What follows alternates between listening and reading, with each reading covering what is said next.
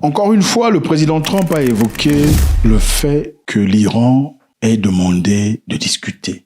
Donald Trump a ouvertement dit que l'Iran, pour une deuxième fois en tout cas, a demandé un cessez-le-feu.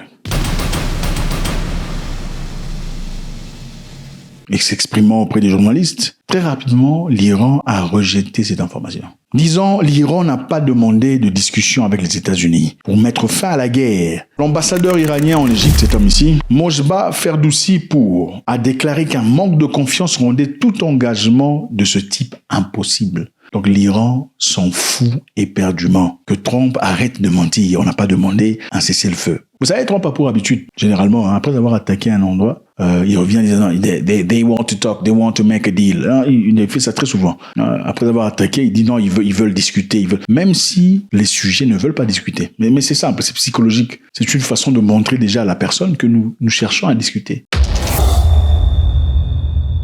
Quand ils ont frappé la Chine avec les tarifs, les frais, tout ça, en échange de commerce, il avait très rapidement dit aussi non, la Chine veut discuter. Les Chinois n'ont pas discuté. Les Chinois ont aussi tapé dur. Continuons.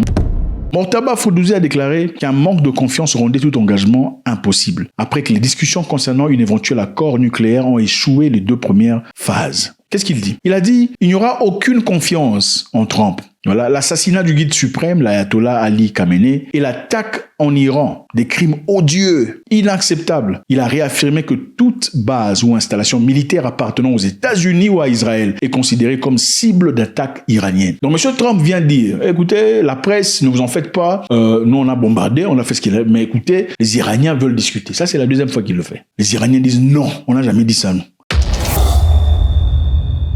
L'Iran n'a pas demandé aux États-Unis et ne demandera pas au président Donald Trump de revenir à la table des négociations. Nous ne comptons pas sur lui et nous n'avons aucune confiance en lui. Et sans confiance mutuelle, comment pourrait-on demander à l'autre partie de reprendre des discussions? Cela n'a pas de sens. L'Iran n'a adressé aucun message ni aucune demande en ce sens aux États-Unis. L'Iran. Il est faux de dire que les États-Unis ont attaqué l'Iran en raison de ses missiles à longue portée. La véritable motivation, c'est le pétrole iranien, la volonté d'affaiblir le rôle géopolitique du pays, de renverser le régime et de le fragmenter. L'Iran dispose lui aussi des moyens de répondre et de faire face à ses adversaires, aussi bien sur le plan militaire qu'économique. Tous vos bases ici, en tout cas, cibles, tout peu importe, remplacez là où il faut. Le ministre des Affaires étrangères iranien, ce monsieur ici, a également déclaré que l'Iran n'a pas demandé de cesser le feu, malgré les frappes américaines et Israël qui continuent. Chaque jour, chaque nuit, il n'y a pas demandé de cesser le feu. Voilà ce qu'il a dit. Nous n'avons pas demandé le cesser le feu, même la dernière fois lors des précédentes confrontations. Écoutez, il dit nous n'avons pas demandé de cesser le feu, même la dernière fois là, quand vous avez vu les histoires. Vous savez, c'est la deuxième fois qu'il... Ouais. Il dit la première fois, ce n'était même pas nous.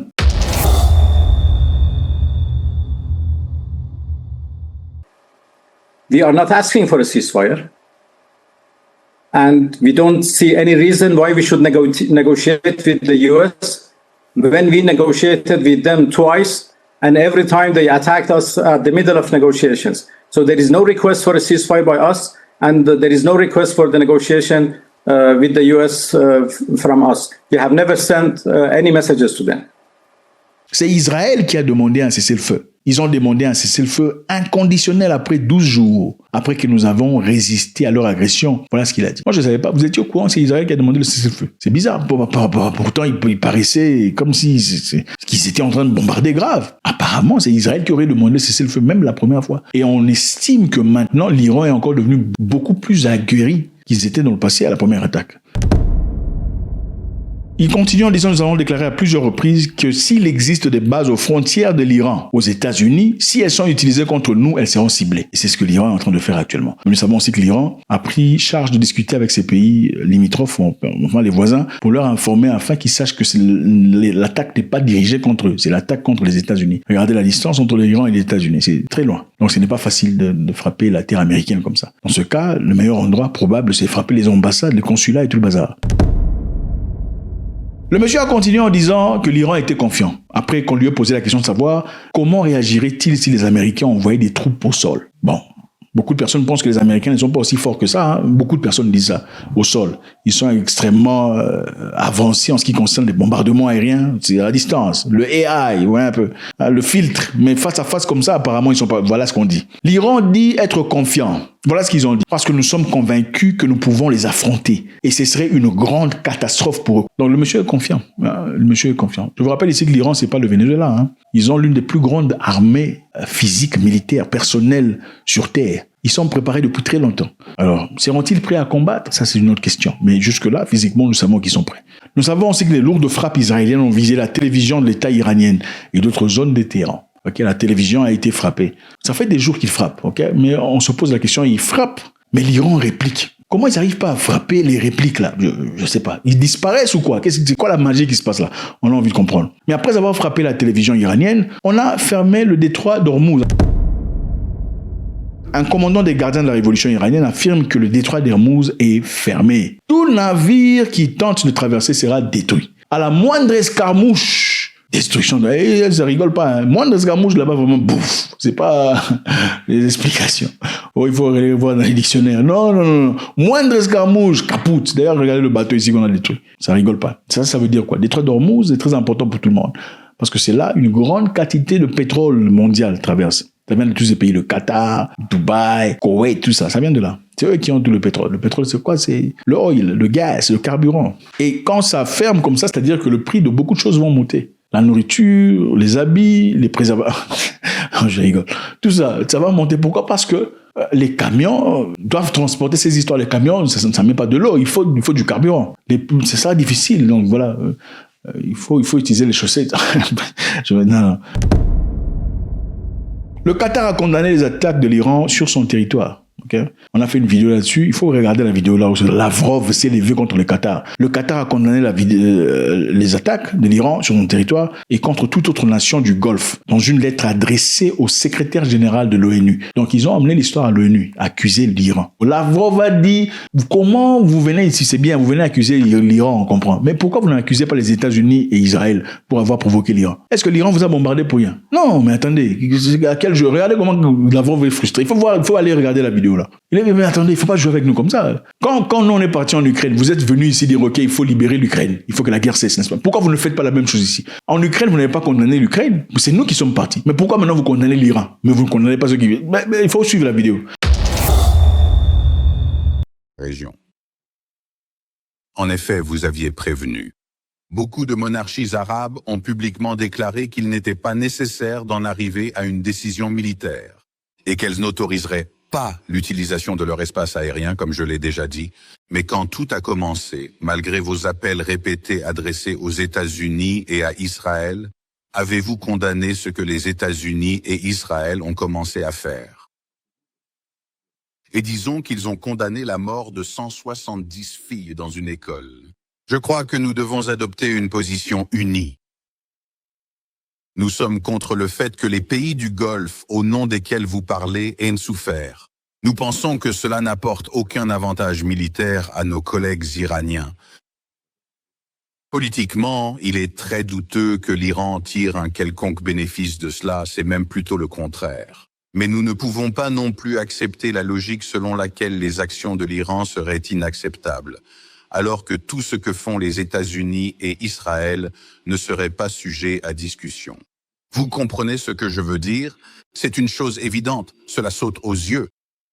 Nous nous exprimons en ce sens, pour que l'agression cesse immédiatement. Et nous serons sincèrement et respectueusement reconnaissants, ainsi que le Conseil d'État du Golfe et tous les pays représentés ici, si vous joignez votre voix à la nôtre. Parce qu'on peut véritablement dire que la raison fondamentale de tout ce qui se passe actuellement, c'est que l'Iran a réagi d'une manière totalement imprévue, à laquelle absolument personne ne s'attendait vraiment. Je suis d'accord avec cela. Mais pourtant, lorsque le pays se retrouve soudainement victime d'une agression extérieure, d'une agression particulièrement sournoise et inattendue, ils ont tout de même accepté de poursuivre courageusement les négociations diplomatiques en cours. J'ai déjà parlé avec le ministre des Affaires étrangères d'Oman, Badr Boussaïd. Il est simplement choqué que tout se soit passé ainsi pour le moment. Lorsque, selon lui, les renseignements ont été découverts. En conséquence directe de cette situation, oui, nous tenons à exprimer notre solidarité la plus totale et indéfectible envers tous les pays du Golfe, qui subissent de plein fouet les conséquences dramatiques de ce qui se passe actuellement. Nous lançons un appel solennel à une mobilisation collective et unie, afin de mettre un terme définitif à toute cette guerre dévastatrice. Les ambassades des États-Unis à Riyad exhortent aux citoyens d'éviter de voyager en Arabie Saoudite. Vous commencez une guerre, en fin de compte, là, maintenant, c'est la population qui doit souffrir. Okay? Et puis, il a même été dit que on a donné un numéro de téléphone où on peut appeler l'ambassade en cas de difficulté. Quand on est américain, quand on est américain, vous prenez le numéro, vous appelez, ça dit, oh non, l'État américain et l'ambassade ont l'incapacité de vous libérer. Vous pensez que ces gens d'histoire n'arrivent qu'en Afrique, vous serez choqués. Donc, alerte au voyage. Baron Trump, c'est le monsieur ici, vous connaissez, c'est le fils de Donald Trump. Il aime beaucoup, c'est son enfant. Bon, vous comprenez, il y a des enfants qui ne sont pas vraiment aimés de leurs parents. Celui-là est très aimé par son père, Baron Trump. Il fait référence à lui en disant, do you know my son, the tall one? Vous connaissez mon fils, celui qui est grand de taille, Baron Trump. Alors, Baron Trump, les gens disent que Donald Trump, puisqu'il aime la guerre, il a créé le département de guerre. Il doit envoyer son fils pour aller faire la guerre, parce que les Américains ne veulent plus. Ok, on a créé même un hashtag, il faut regarder le hashtag Send Baron, où on appelle des appels similaires. On se moque du président pour lui faire la pression en suggérant qu'il devrait enrôler son enfant. Ok, mobiliser son jeune fils Baron, aujourd'hui à 19 ans. À 19 ans, on peut aller faire la guerre, mesurant 2,3 mètres afin de montrer du patriotisme et un sacrifice familial. Avant d'envoyer les enfants, déjà, envoie aussi ton enfant. D'autant plus qu'il n'existe aucune conscription active aux États-Unis d'Amérique. Alors, beaucoup de gens ont mis la pression. La Maison-Blanche aurait répondu, selon les rumeurs, disant que M. Baron Trump était trop grand de taille pour faire l'armée et aurait une exemption médicale. Baron Trump n'ira pas faire l'armée. Il est beau, très intelligent, super intelligent ce beau. Il ne peut pas faire l'armée parce qu'il est trop grande taille. Et aussi, il y a une exemption militaire. Alors les gens ont dit, monsieur, mais il faut arrêter. Il y a une personne qui a répliqué disant, il y a un certain homme, un noir. Okay? Baron Trump mesure 2,3 mètres. David Robinson, ce monsieur ici que vous voyez, c'est un basketball player, ou un basketteur très connu. On l'appelle l'amiral. Il a servi dans la marine américaine après l'académie navale. Ok, ce monsieur ici. Robinson était déjà très grand quand on l'a admis à l'époque. Il était à 2,1 mètres. Et il a grandi là-bas jusqu'à 2,16 mètres. Ok, pendant son passage à l'académie. 2,16 mètres. Baron n'a que 2,3 mètres. Il faut arrêter. Il faut envoyer Baron à la guerre. Donc, des problèmes liés à sa taille l'ont ensuite empêché de servir au bord des navires. Mais il a quand même servi pendant un temps. Et il a joué à l'NBA. C'était un très grand basketball. Le Royaume-Uni refuse de faire partie de la guerre. Le ministre Keir Starmer a défendu sa décision initiale de ne pas autoriser l'utilisation des bases britanniques pour frapper l'Iran. Et statistiques. On estime que les gitans sont dans le Golfe. À Dex-Pazend, le Royaume-Uni n'a pas été impliqué dans les grèves en Iran.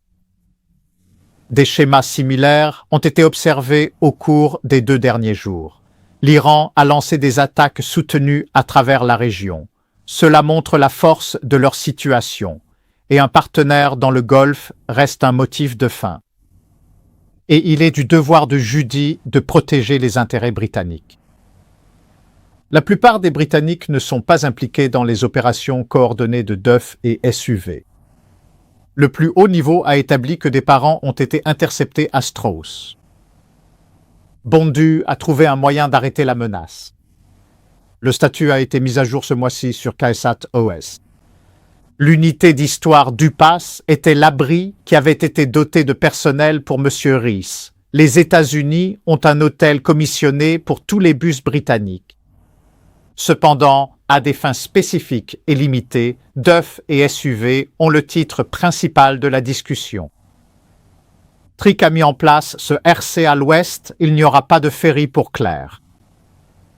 Il faut se souvenir des mystiques des Frogs. Adwi Havend a donné des leçons. Il faut savoir que des grèves inhabituelles ne se produisent pas, sauf en Iran. Chers objectifs de la clôture pour atteindre le 9.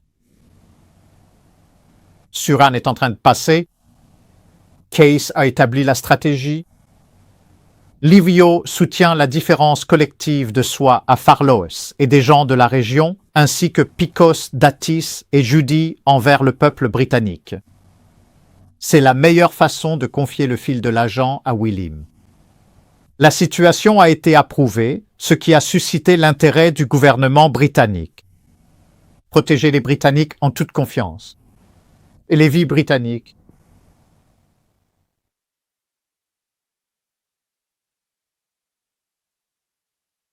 C'est intéressant. Généralement, quand l'un va, et c'est toujours l'autre qui vient soutenir. D'ailleurs, je pense que Macron était prêt à soutenir, mais j'ai l'impression que Macron, on l'a tellement ignoré. Quand même, on l'a dit, il faut faire preuve de fermeté, on peut pas les supporter. Quand il a envoyé le bateau là, c'était pour faire quoi? Il voulait aller soutenir les Américains. C'est en route, il a remarqué que Trump l'a ignoré. Il était là, ah, ça sert à rien de partir là-bas. Oui, c'est ça. Parce que initialement, quand les États-Unis ont bombardé l'Iran, ils ont félicité les États-Unis. Voilà. Donc, le Royaume-Uni dit non. Le président Trump a publiquement critiqué Steinmeier. Le président américain Donald Trump a posté un message pour le Premier ministre britannique Keir Starmer sur son compte Truth Social. Il a déclaré que le Royaume-Uni envisage enfin sérieusement d'envoyer 2 porte-avions au Moyen-Orient, mais semble refuser l'offre. Le Royaume-Uni, autrefois notre grand allié, peut-être le plus grand de tous, envisage enfin sérieusement d'envoyer 2 porte-avions au Moyen-Orient, a écrit Trump. La Grande-Bretagne prépare le porte-avions pour un déploiement au Moyen-Orient. C'est bien, Premier ministre Starmer, nous n'en avons plus besoin, mais nous nous en souviendrons, a-t-il ajouté. Nous n'avons pas besoin de gens qui se joignent à des guerres que nous avons déjà gagnées.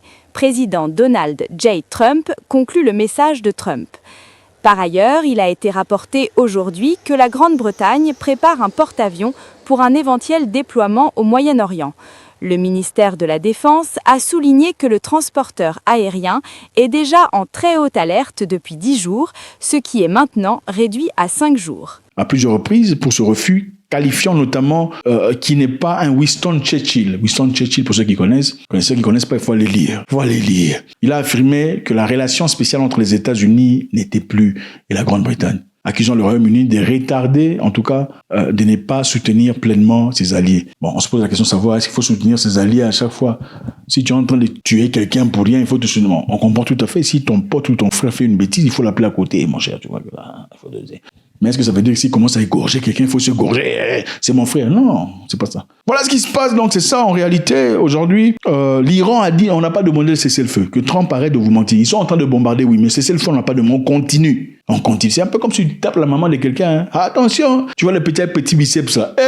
Tu vas choquer ton esprit quand tu vas voir sa réaction. Tu vas dire, mais c'est pas possible. Moi, je pensais qu'il avait peur de moi. Tu seras choqué. L'Iran dit, ils vont continuer à attaquer. Ils continueront à attaquer. Ils ont fermé le détroit d'Ormuz. Le carburant va monter. Les prix de tout ça va monter. Il faut stocker. Le Qatar est parti accuser l'Iran aux Nations Unies. La voix les a ramassés. Il faut suivre la vidéo. Il ne faut pas seulement condamner l'Iran. Il faut aussi condamner les États-Unis. C'est quoi ça? C'est quoi? Donc, vous allez faire semblant, comme vous n'avez pas vu les Américains, les Israéliens bombarder, attendez. Et tous les enfants qu'ils ont tués là-bas. Vous n'avez pas condamné ça. Vous êtes quel genre de personnages? Il faut avoir les mêmes, voilà. Les États-Unis et les Américains ont bloqué les voyages. On ne pouvait plus partir. Enfin, bref. On sollicite à ce que les Américains ne partent plus dans ces lieux là-bas. Baron Trump, le jeune garçon. Les gens veulent qu'il parte faire la guerre. Ok? Il faut arrêter d'envoyer les enfants des gens. Faites-moi savoir ce que vous en pensez. C'est toujours avec beaucoup de plaisir. C'est très intéressant. God bless.